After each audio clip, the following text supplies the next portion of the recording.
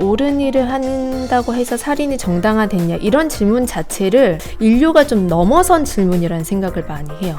나는 이토를 죽인 것이 아니라 이토가 하는 작동을 멈추는 일을 한 것이다, 이렇게 설명을 해놨죠.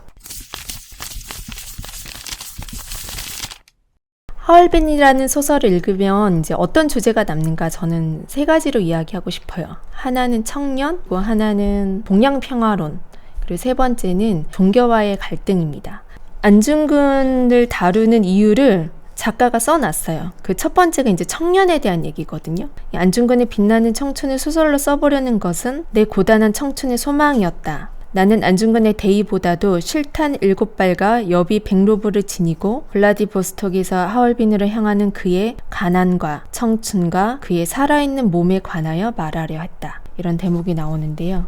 시대를 관통할 때 가장 그 시대의 아픔을 온몸으로 느끼는 사람들이 사실 저는 가난한 청년들이라고 생각해요. 그건 모든 시대의 공통점이다.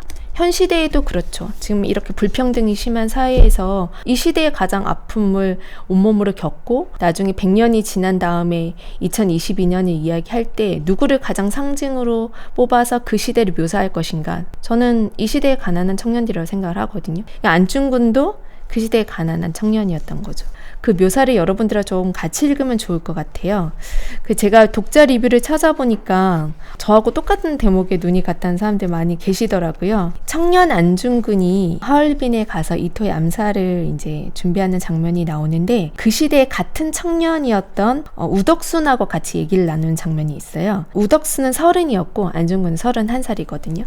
낮에 번화가에서 양구이로 점심을 먹고 나서 안중근이 말했다. 옷을 사러 가자. 옷이라니. 지금 입은 옷은 추레하다. 돈이 모자랄 텐데 넌 돈 걱정을 하지 마라. 왜 갑자기 옷이냐. 쏘러 갈 때 입자. 우덕순이 웃었다. 우덕순의 웃음을 보면서 안중근이 웃었다. 이런 대목들을 보면 그 시대에 같은 결행을 하려는 청년들이 나눌 법한 대화들이잖아요. 이게 평범한 대화 같지만 이 가난한 청년들이 지금 죽으러 가는데 마지막으로 옷을 사입고 사진관에 가서 사진을 찍고 이런 풍경들이 좀 예사롭지 않게 느껴지고, 우리도 그런 마음 있잖아요. 오늘을 그냥 근근히 버티고 살아야 된다고 하면 그냥 살죠. 가장 절약하면서 살고 오늘을 잘 버티는 방도를 생각을 합니다. 근데 이 사람들, 이 시대에 가난한 청년들은 어떤 결행을 하기로 마음을 먹었죠.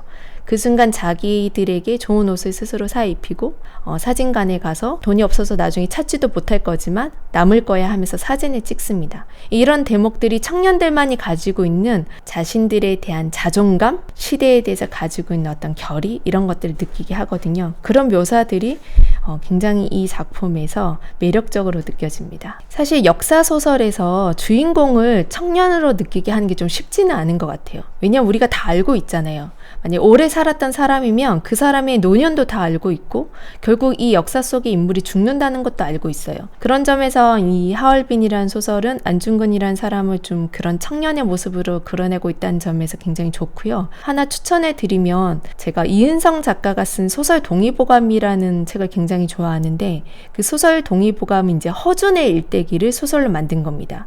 제가 허준과 관련된 많은 드라마나 관련된 글들을 봤지만 그 소설만큼 청년 허준이라는 걸 이렇게 생생하게 드러낸 작품은 없었어요. 역사적 인물이 마치 내 옆에 있는 동년배처럼 느껴지는 기분을 맛보고 싶으시다면 하얼빈뿐만이 아니라 그 소설 동의보감도 한번 읽어보기를 추천드립니다. 하얼빈의 두 번째 주제는 안중근의 동양평화론입니다. 그 소설가 김훈 선생님이 왜 이 시대에 다시 안중근 이야기를 하느냐라고 이제 질문을 하면 이런 이야기를 해요. 안중근이 가지고 있었던 동양평화론이라는 게 이제 일본, 중국, 한국을 비롯해서 그 아시아의 이제 공동의 어떤 평화 지대를 만들자, 이런 구상들이 있거든요. 김훈 작가가 이런 얘기를 합니다. 안중근의 동양평화론은 어쩌면 지금 시대에 더 필요한 이야기일지도 모르겠다. 현재 대만을 둘러싸고 벌어지는 일들을 보면 자기는 그런 생각이 더 많이 든다, 이런 이야기를 해요. 우리나라 일이 아니라고 우리는 가볍게 여기지만 실제로 대만에 사는 청년들은 뭔가를 느끼고 있겠죠. 역사라는 게 꼭 과거의 일이 아니라 지금 우리가 겪고 있는 현재도 역사거든요. 나중에 지나서 동아시아 동아시아에서 전쟁의 기운이나 긴장감이 감돌았다. 이렇게 2022년에 기록할 수도 있는 거잖아요. 예, 그런 면에서 과거에 안중근이라는 사람이 이야기했던 동양평화론이라는 게 지금의 우리에게 더 많이 필요한 시점이 아닌가라는 그 기조가 있기 때문에 안중근에 대한 이야기를 이 시대에 꺼내놓을 수 있었다라는 작가 이야기가 있습니다. 그걸 기점으로 해서 이번 기회에 안중근의 동양평화론에 대한 이야기를 좀 찾아보시는 것도 되게 재미있을 것 같아요. 안중근의 동양평화론은 책으로 나와 있습니다. 동양평화론은 안중근이 감옥에서 집필한 책인데 다 쓰지 못했어요. 그러니까 미완성인 원고인 채로 있고 책으로 나온 것은 안중근이 이제 법정에서 나눴던 어떤 공방과 그 미완성인 동양평화론을 묶어서 한 권의 책으로 나와 있습니다. 저도 동양평화론을 찾아봤는데요. 제가 동양평화론에 대해서 되게 재미있게 봤던 것은 두 가지였던 것 같아요. 그러니까 공용화폐를 쓴다라는 거, 그리고 공동의 군대를 창설하자는 것. 안중근이라는 일개 가난한 조선의 청년이 이토 히로부미라는 일본의 거두를 암살을 한 거잖아요. 일본의 이토 히로부미는 일본의 메이지 유신을 이제 이끈 엄청난 사람입니다. 일본의 헌법을 썼고 지금 있는 내각제, 양원제 이런 것들이 다 기초를 만든 사람이에요. 근데 그 사람에 대항하는 안중근이라는 게 가지고 있었던 사상의 폭이라는 게 훨씬 더 높다. 이런 것들을 보여주어야만 이 안중근이 가지고 있는 행위가 의미를 갖는 거거든요. 그 의미를 보여주기 위해서 동양평화론에 대한 이야기를 하고 있고, 동양평화론 자체를 이렇게 소설에서 막 길게 설명하고 있지는 않아요. 하지만 이 사람이 그런 사상을 가지고 있었다는 것을 분명하게 전달해주는 측면은 있습니다. 하얼빈이 가지고 있는 세 번째 주제는 종교와 관련이 있습니다. 옳은 일을 한다고 그 방법이 나빠도 되는가? 이런 문제죠. 의거라고 해서 사람을 죽이는 사례가 용인이 되는가, 이런 문제가 있거든요. 이게 이제 안중근이 이제 카톨릭 신자라는 것과 굉장히 결부되어 많이 나타나는데, 그 주제를 이 뒷띠지에 올려놨습니다. 도마야, 악으로 악을 무찌른 자리는 악이 남는다. 이 말이 너무 어려우냐? 네가 스스로 알게 될 때는 이미 너무 늦을 터이므로 나는 그것을 염려한다. 안중근은 카톨릭의 교리에 의하면 살인자잖아요. 카톨릭에서 이 사람을 기르는 일 자체가 굉장히 좀 금지시 됐겠죠.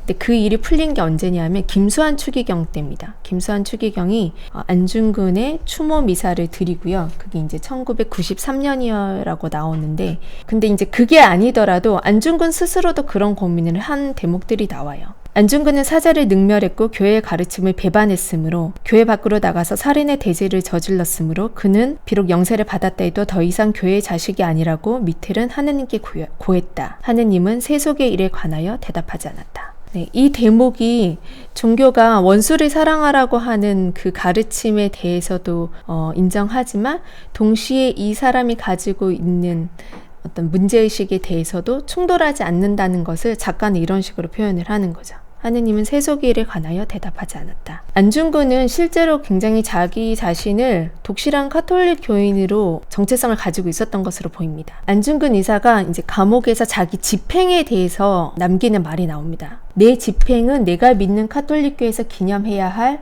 오는 3월 25일까지 유예해 주기를 탄원한다. 3월 25일이 무슨 날이냐면 주님 탄생 예고 대축일이에요. 그러니까 축일에는 죽지 않았으면 좋겠다는 얘기를 안중근이 하고 있는 거죠. 요 얘기는 이제 저는 좀 다르게 생각을 하는데, 지금은 옳은 일을 한다고 해서 살인이 정당화됐냐, 이런 질문 자체를 인류가 좀 넘어선 질문이라는 생각을 많이 해요.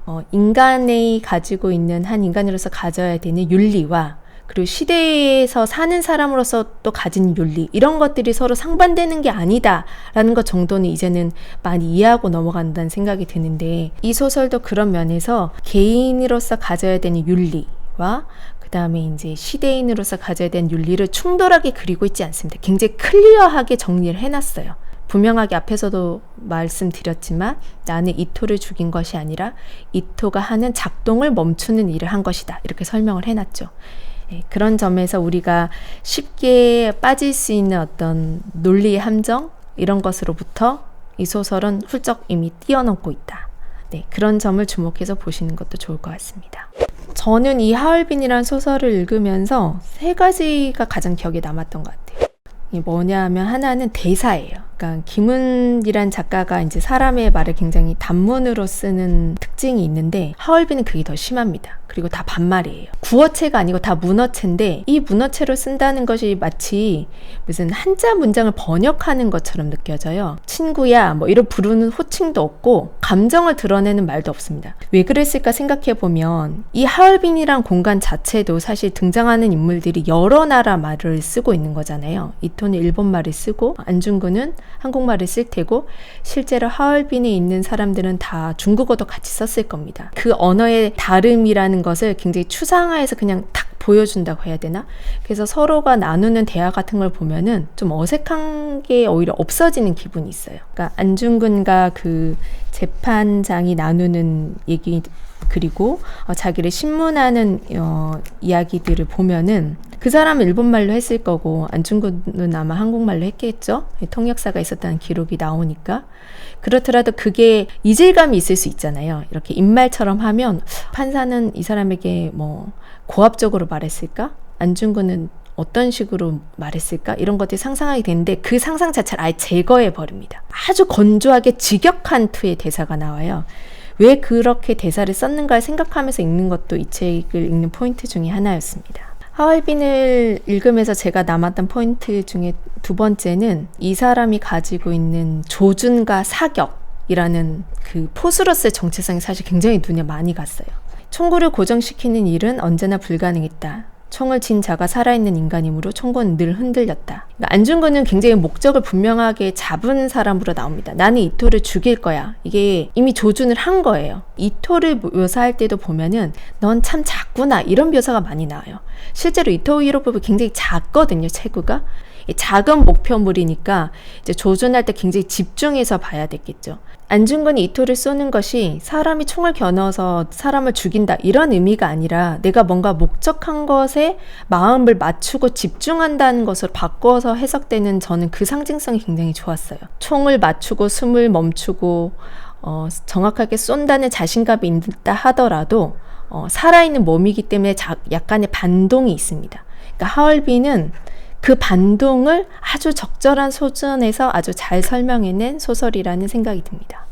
마지막으로 소설 하얼빈을 읽는 포인트는 다른 책과 같이 읽는 것인데 김은 작가의 다른 책들 중에서 뭐랑 같이 읽으면 가장 좋을까 생각하면 결국 카레노레랑 같이 읽는 게 가장 좋을 것 같아요. 이순신이라는 인물 한 사람에게 초점을 맞췄다는 점도 그리고 안중근이라는 한 사람에게 초점을 맞췄다는 점에서 되게 유사성이 있고 상대방이 한쪽은 전쟁을 그리고 한쪽은 식민지 침략을 일으킨 어떤 상대와 이제 마주한다는 점에서도 유사성이 굉장히 많습니다. 그런 점에서 보면 하얼빈이라는 제목을 총과 말 이렇게 바꿔도 좋을 것 같아요. 그러니까 총의 말. 그러니까 안중근이란 사람이 쏜 총이 사실은 안중근이 동양평화론이라는 걸 말하고 싶어 했던 그 무엇인가를 상징하거든요. 제목을 뭘로 했을까? 이런 거 되게 고민됐을 것 같은데 김은 작가가 그런 표현을 쓰더라고요. 굉장히 무심한 제목이죠 라는 얘기를 썼습니다. 그게 인간 안중근에 대해서 어떻게 보면 조금 무심하게 접근하는 그럼으로써 오히려 이 사람이 가지고 있었던 고민 그리고 이 사람이 가지고 있던 굉장히 깊이 있는 문제의식 이런 것들을 우리에게 던질 수 있었던 담담하게 들어가서 오히려 깊이 있는 세계와 만나게 하는 경험 이런 것들을 선사할 수 있었다는 생각이 듭니다. 네, 소설 하얼빈을 여러분들과 같이 읽어봤는데요. 김은 작가가 어떻게 안중근을 쓰게 되었는가? 김은 작가가 이런 말을 하거든요. 안중근이 치조실에서 나눴던 기록을 보고 그 기록이 잊혀지지 않아서 자기 마음에 품고 있었다. 이런 이야기를 해요. 그 대목이 뭔지 한번 찾아보는 것으로 마지막 이야기를 마무리하도록 하겠습니다. 안중근은 치조실에서 미조부치와 마주 앉았다. 오른쪽에 통역이 앉고 그 맞은편 책상에서 서기가 신문 내용을 기록했다. 이름, 나이, 직업을 말하라. 이름은 안응칠, 나이는 31살, 직업은 포수다. 이름 안응칠, 31살의 청년, 그리고 포수. 이 세 가지 정체성을 가지고 그 시대를 관통했던 한 인물에 대한 이야기를 여러분들과 함께 나눠보았습니다.